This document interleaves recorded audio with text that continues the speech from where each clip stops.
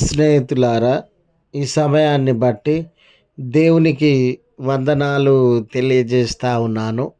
ప్రేమపూర్వకముగా మిమ్మును అందరినీ వాక్య ధ్యానంలోనికి ఆహ్వానిస్తూ ఉన్నాను.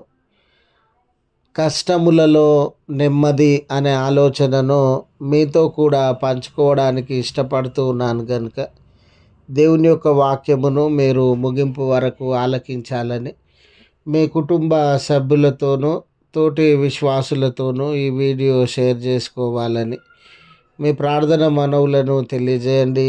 నమ్మకంగా మీ కొరకు ప్రార్థిస్తాము.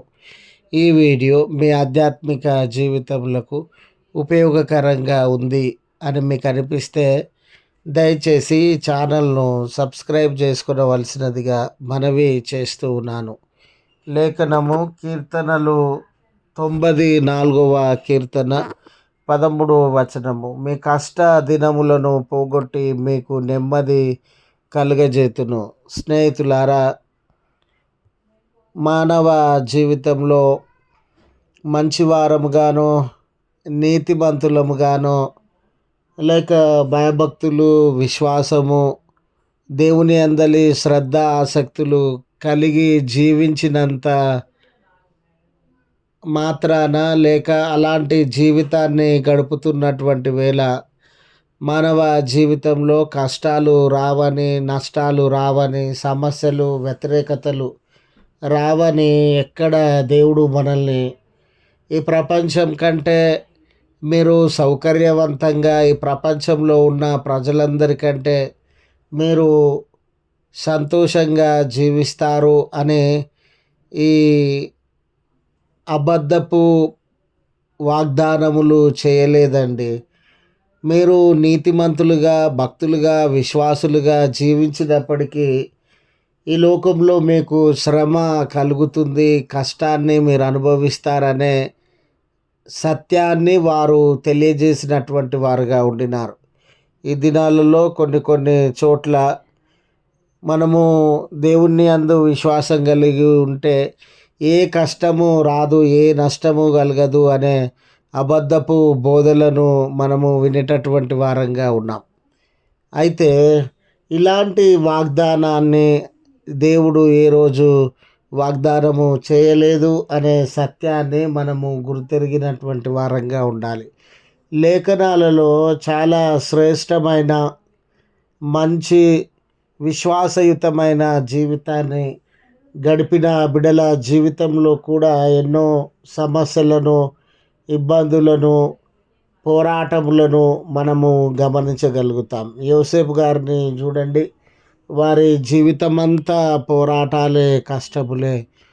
యోబు గారిని చూడండి, వారు కోల్పోయినంత ఎవ్వరూ కోల్పోలేని పరిస్థితి.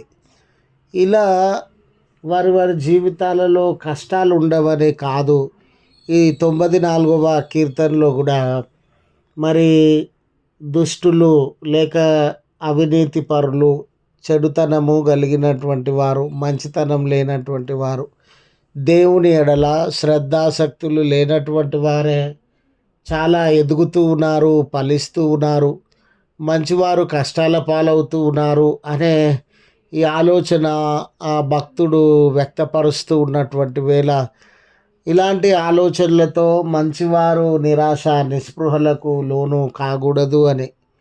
మరి ఎవరైనా భక్తిహీనులు ఎదగడము, ఫలించడము కనబడుతూ ఉండవచ్చు, కానీ క్షణం మాత్రంలో మరి వారికి ఉన్న సమస్త విషయములలో వారు కోల్పోయే అవకాశం ఉండింది. రెండవది, వారి ఆస్తి, అంతస్తు, సంపదలు, గౌరవ మర్యాదలు పెరిగినంత మాత్రాన వారు అంతరంగికమైనటువంటి శాంతిని, నెమ్మదిని అనుభవిస్తారు అనే గ్యారంటీ లేదు.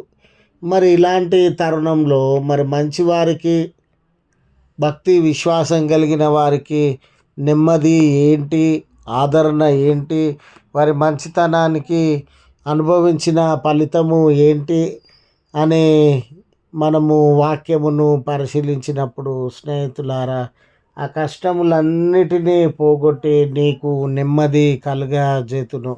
నిజమే, ఈరోజు నీ జీవితము కలవరముల మధ్య ఉండిందా ఈ జీవితము?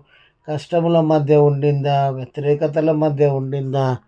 ఏ తప్పిదము, ఏ అన్యాయము, ఏ అవినీతి నువ్వు జరిగించినప్పటికీ ఎన్నో శ్రమలను అనుభవించుచున్నటువంటి వాడవుగా ఉన్నావా? దేవుడు ఈ దినం నీ జీవితంలో నీ కన్నీళ్ళ వేళ, నీ కలవరముల వేళ, నీ శ్రమల వేళ, నువ్వు కోల్పోయిన స్థితిని అనుభవించుచున్నటువంటి వేళ, మంచిని జరిగించుచు కూడా ఎన్నో శ్రమలకి లోనవుతూ ఉన్నటువంటి వేళ, ఈ శ్రమల మధ్యనే, కన్నీళ్ళ మధ్యనే, పోరాటముల మధ్యనే దేవుడు నీ జీవితమును చూచి చూడనట్లుగా ఉండే దేవుడు కాదు. వాటిలోనే నిన్ను విడిచిపెట్టేటటువంటి దేవుడు కాదు.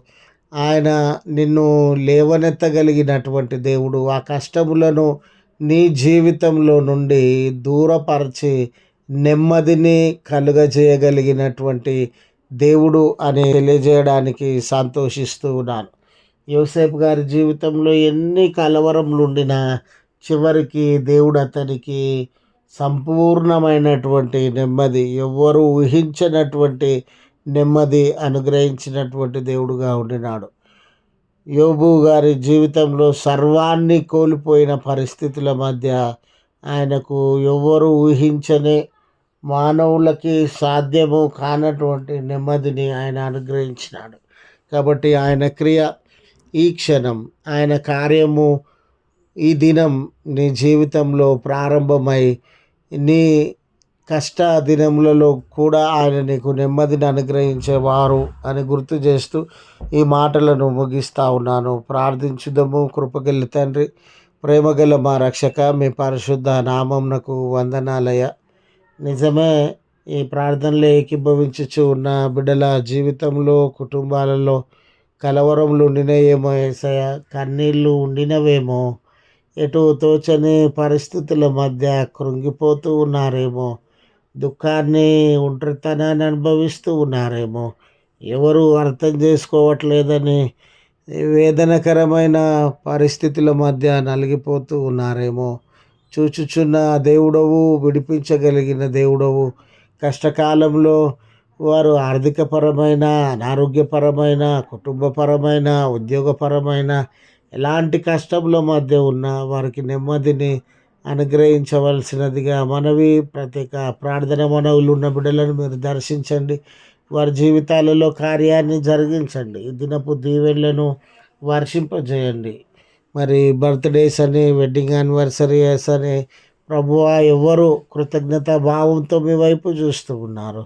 దీవెనలను ఇచ్చి రానున్న కాలంలో అనేకమైన ఆశీర్వాదములను దయచేయమని క్రీస్తు పేరట వేడుకొనుచు నాము తండ్రి. ఆమెన్. తండ్రి, కుమార, పరిశుద్ధాత్మ త్రియేక దేవుని దీవెన తోడై ఉండి మనలను కాపాడునుగాక. ఆమెన్.